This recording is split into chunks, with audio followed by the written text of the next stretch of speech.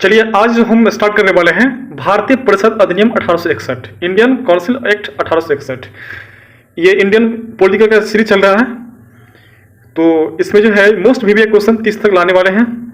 तो चलिए स्टार्ट करते हैं। अब आज का जो क्वेश्चन है, इससे भी क्वेश्चन बनता है एग्जामिनेशन में। अभी जो है ऑब्जेक्टिव सीरीज चल रहा है इंडियन पॉलिटिकल का। जब हम इसका जो अध्याय दो पढ़ेंगे, जब हम इंडियन पॉलिटिकल में जो भारतीयों के लिए जो कानून बना था उसके रिगार्डिंग हम लोग जो बात करेंगे, तो उसमें आपको सब्जेक्टिव बताएंगे। अभी इसका ऑब्जेक्टिव सीरीज चल रहा है, तो इसलिए जो है आप लोग क्या कीजिए, इसको देखिए और इसको याद कीजिए।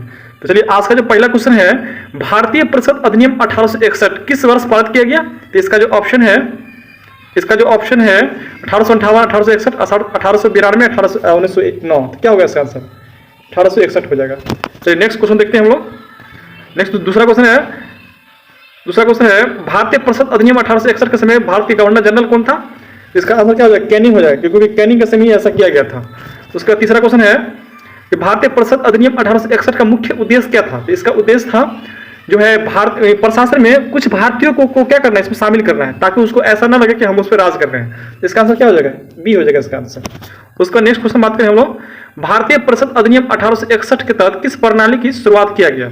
इसका ऑप्शन है द्वैध शासन प्रणाली, पोर्टफोलियो प्रणाली, पंचायत प्रणाली, असंघीय प्रणाली। तो इसका जो आंसर होगा चौथा का बी आंसर होगा, यानी कि पोर्टफोलियो प्रणाली। इसका मतलब ये होता है कि सभी विभाग को अलग अलग विभाग के लिए अलग अलग सदस्यों को नामित करना। जैसे कि अभी है वित्त विभाग के लिए अलग संभालते हैं, रेल विभाग हो गया, जो है परिवहन विभाग गया, उसी प्रकार इसको सवाल किया गया था। उस समय जो है ये अंग्रेजों के द्वारा ये नया व्यवस्था लाया गया था कि अलग अलग विभाग के लिए अलग अलग सदस्यों को नियुक्त कर दिया जाएगा, ताकि उसको काम करने में कुछ सुविधा होगा। ये उसका उद्देश्य था।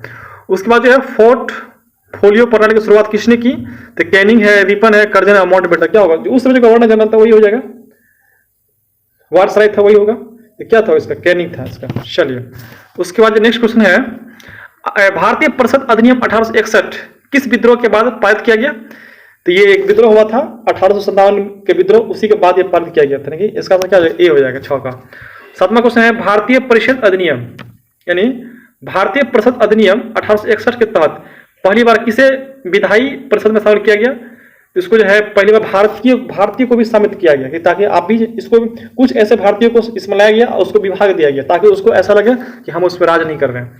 मोटा मोटी बात यही है कि अंग्रेजों का मकसद था कि किसी तरह से जो है भारत के शासन व्यवस्था को अच्छी तरह से बनाए रखना, ताकि भारत के लोगों को ऐसा ना लगे कि वो हम पे राज करता है। चलिए उसके बाद जो है आप देख सकते हैं 8वां क्वेश्चन है, गवर्नर जनरल को अतिरिक्त सदस्य को नामित करने का अधिकार कितने सदस्यों तक था? तो इसका था 6 से लास्ट अधिकतम कितना था? इसका आंसर क्या हो जाएगा? बी आंसर हो जाएगा, यानी कि 6 से 12 तक था।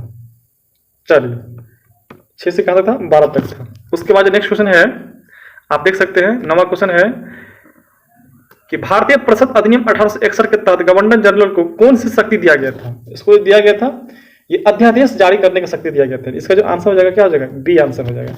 उसके बाद नेक्स्ट क्वेश्चन है, गवर्नर जनरल द्वारा अध्यादेश जारी जाने की अध्यादेश की अधिकतम वैधता कितनी थी? तो अधिकतम वैधता इसका था 6 माह तक था। 6 माह तक अध्यादेश जारी कर सकता था, उसकी शक्ति था। उसके बाद जो है आप देख सकते हैं भारतीय परिषद अधिनियम 1861 के तहत किस प्रांत में विधायी परिषद को पुनः स्थापित किया गया? तो बंगाल, मद्रास, बम्बई और सभी। इसका क्या होगा? सभी आंसर होगा। सभी में क्या किया था? लागू किया गया था। उसके बाद जो नेक्स्ट क्वेश्चन आप देख सकते हैं, भारतीय परिषद अधिनियम 1861 मुख्य रूप से किससे संबंधित था? इसका जो आंसर हो जाएगा विधायिका से संबंधित था। विधायिका से क्या था? इसका संबंधित था। नेक्स्ट क्वेश्चन देख सकते हैं आप, भारतीय को परिषद में शामिल करने का उद्देश्य क्या था? इसका उद्देश्य था यही था कि भारतीयों को सहयोग प्राप्त करना, यही है। क्या ये आंसर हो जाएगा इसका? उसके बाद जो 14वां क्वेश्चन है, कानून बनाने का अधिकार किसे प्राप्त था? तो गवर्नर जनरल की विधायी परिषद को, और सचिव है, और ब्रिटिश संसद है, और सर्वोच्च न्यायालय। इसका जो आंसर क्या हो जाएगा? ए हो जाएगा, देखिए इसको शक्ति अब दिया गया था। चलो उसके बाद जो नेक्स्ट क्वेश्चन देख सकते हैं आप लोग कि इस अधिनियम के द्वारा प्रांतीय सरकारों को क्या प्रदान किया गया था? तो इसका जो ऑप्शन है, सीमित विधायिक शक्ति, पूर्ण स्वतंत्रता, न्यायिक शक्ति और सैन्य शक्ति है। तो क्या इसका जो आंसर हो जाएगा? ए आंसर हो जाएगा, सीमित विधायी शक्तियां। उसके बाद क्वेश्चन है कि भारतीय परिषद अधिनियम 1861 किस शासन काल में लागू किया गया? तो इसका जो है इंडियन ईस्ट इंडिया कंपनी शासन, ब्रिटिश क्राउन शासन, मुगल शासन और मराठा शासन। इसका जो आंसर हो जाएगा ब्रिटिश शासन हो जाएगा, क्योंकि इसको तो अब खत्म कर दिया था 1858 का जो अधिनियम आया था, इस अधिनियम इस शक्ति का पूर्णतः समाप्त कर दिया था। ये तो होगा नहीं, ये हो जाएगा, क्योंकि विक्टोरिया महारानी जो आए थे। उसके बाद नेक्स्ट क्वेश्चन देख सकते हैं आप लोग कि नेक्स्ट क्वेश्चन है, इस अधिनियम का एक प्रमुख उद्देश्य क्या था? तो भारतीयों को क्या करना था? इसमें विश्वास को जीतना था, ये इसका मेन उद्देश्य था, क्योंकि छोटे छोटे काम उसको दिया गया था ताकि आपकी शासन व्यवस्था में थोड़ा सा भागीदारी बने। मेन उसका यही उद्देश्य था। परिषद में भारतीय सदस्य को नियुक्ति कैसे होती थी? तो चुनाव द्वारा, नामांकन द्वारा, परीक्षा द्वारा, वर्षांकन द्वारा। इसका जो है चुनाव का इसमें कोई लेना देना था नहीं, नामांकन का माध्यम से इसका होता था। उसके बाद नेक्स्ट क्वेश्चन है, 19वां क्वेश्चन है कि भारतीय परिषद अधिनियम 1861 ने किस नीति को बढ़ावा दिया है? केंद्रीय नीति, विकेंद्रीय नीति, समाजवाद और साम्यवाद। क्या होगा? विकेंद्रीकरण नीति, क्योंकि शासन को क्या किया था? बांट दिया गया था, यही होता है। इस अधिनियम के समय भारत के सचिव किसके प्रति उत्तरदायी थे? तो ब्रिटिश संसद, गवर्नर जनरल, महारानी विक्टोरिया, भारतीय परिषद। इसका जो हो जाएगा ब्रिटिश संसद हो जाएगा, उसके प्रति क्या थे? उत्तरदायी थे। उसके बाद परिषद के अतिरिक्त सदस्यों को कार्यकाल कितना था? इसका तो आंसर क्या हो जाएगा? 2 वर्ष के लिए कार्यकाल था। उसके बाद नेक्स्ट क्वेश्चन है, आप देख सकते हैं, भारतीय परिषद अधिनियम 1861 किस अधिनियम के बाद पारित किया गया? तो ये जो है भारत शासन अधिनियम 1858 के तहत क्या किया? पारित किया गया। उसके बाद 23वां क्वेश्चन है, इस अधिनियम द्वारा किस व्यवस्था को पुनर्स्थापना किया गया? तो प्रांतीय विधायी परिषद, पंचायत, द्वैत शासन, संघीय शासन। क्या हो गया? इसका आंसर क्या हो जाएगा? ए हो जाएगा, यानी कि प्रांतीय विधायी परिषद हो जाएगा। आज का 24वां क्वेश्चन है, भारतीय परिषद अधिनियम 1861 का सबसे बड़ा महत्व क्या था? तो इसका महत्व यही था कि भारतीयों को पहली बार विधायी परिषद में क्या करना है? शामिल करना है, यही इसका मेन उद्देश्य था। उसके बाद नेक्स्ट क्वेश्चन है, परिषद के सदस्य मुख्य रूप से किस कार्य के लिए थे? तो न्याय देना, विधि निर्माण में सहायता करना, सेना और कर वसूलना। तो क्या इसका आंसर? बी हो जाएगा, कानून बनाने में क्या करना? थोड़ा सा हेल्प करना।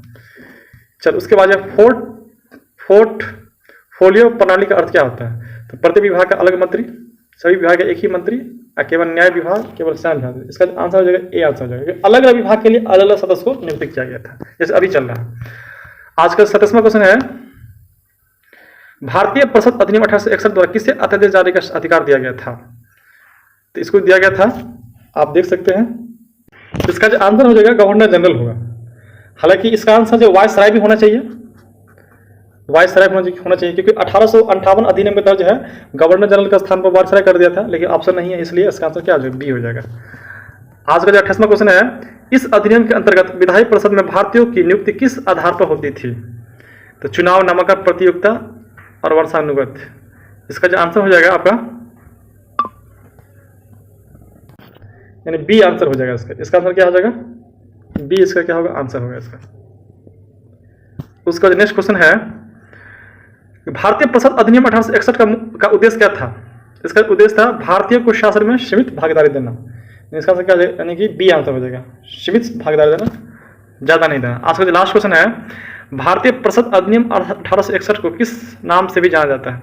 तो भारतीय परिषद अधिनियम 1861, यानी कि इसका आंसर क्या हो जाएगा? ए आंसर हो जाएगा। चलिए, आज का 30 क्वेश्चन था 1861 अधिनियम से, जो मोस्ट वीवीआई क्वेश्चन था, जो आपको एग्जामिनेशन में काफी हेल्पफुल करेगा और अच्छा करेगा, ताकि रिजल्ट में आपको किसी तरह की दिक्कत ना हो। अभी मेरा जो है इंडियन पॉलिटिकल का सीरीज चल रहा है, तो इसलिए हमारे चैनल को सब्सक्राइब कर लीजिए, ताकि आपके लिए हम वीडियो नया जब भी बनाए तो आपको मोबाइल पर नोटिफिकेशन मिलता रहे। थैंक यू, धन्यवाद वीडियो देखने के लिए। ये एग्जामिनेशन के लिए आपको काफी वीवीआई क्वेश्चन रहेगा, इसलिए उसको याद कीजिएगा।